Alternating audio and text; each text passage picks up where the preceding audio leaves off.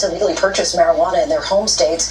And as prominent Democrats are calling for it to be legalized nationwide by next year, some states and communities are hoping that pot, once considered a gateway drug, could now become a gateway for economic and racial justice. Here's ABC's Alex Perche.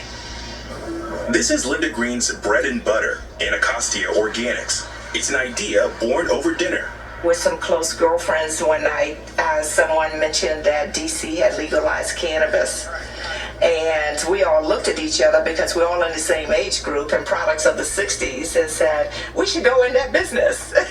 Well, Linda, a longtime community organizer in the nation's capital, saw an opportunity to open a marijuana dispensary in one of the city's chronically poverty-stricken areas. This is not a stoner industry. It's been misconceived. It's not a stoner industry, it's an industry of healing. Linda is one of more than 320,000 Americans who work in the cannabis industry. Recreational use of pot is currently legal in 17 states and D.C. Sales in 2020 reached more than $17.5 billion. An incredible boom for an industry during a pandemic. And all of this despite the federal prohibition. The bill is passed. The U.S. House recently passed one of a handful of bills currently working its way through Congress that would strengthen the industry. The SAFE Act would make it easier for cannabis companies to do business in states where sales are legal. It's time for change.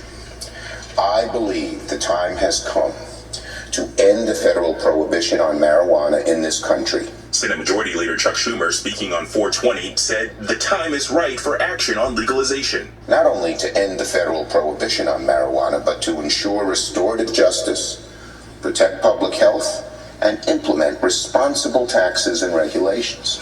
But is the Biden White House ready for it? At the federal level, he supports decriminalizing marijuana use and automatically expunging any prior criminal records. He also supports legalizing medicinal marijuana. So that's his point of view on the issue. But that's not full legalization, and data shows that's what most Americans want. Yeah.